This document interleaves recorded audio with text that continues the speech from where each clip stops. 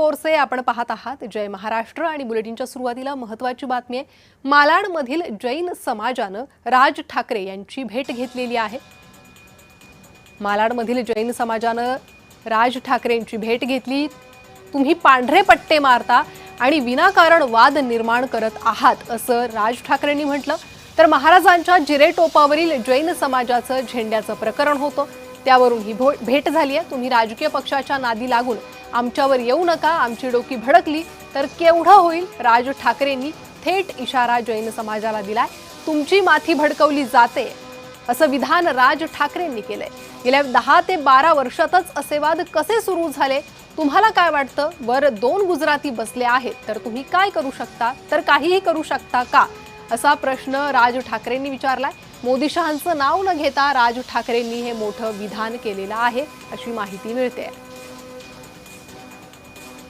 पर 2 गुजराती बसले तर काही करू शकता का, असा सवाल राज ठाकरेंनी विचारल्याची माहिती मिळते। मोदी शहांचं नाव न घेता राज ठाकरेंनी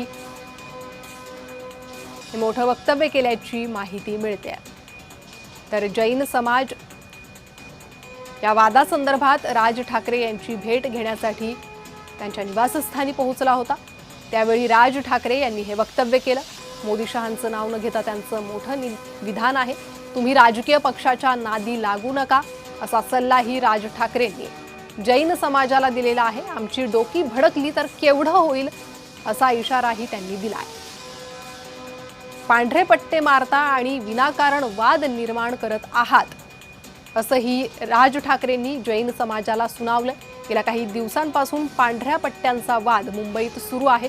अनेक ठिकाणी हे पांढरे पट्टे रस्त्यावर मारलेले पाहायला मिळाले होते, ज्या विरोधात मनसेनं आक्रमक भूमिका घेतली होती आणि त्यानंतर जिरेटोपातील झेंड्याचा वाद भडकला। यावरून राज ठाकरेंनी एकूणच जैन समाजाला सुनावलेला आहे।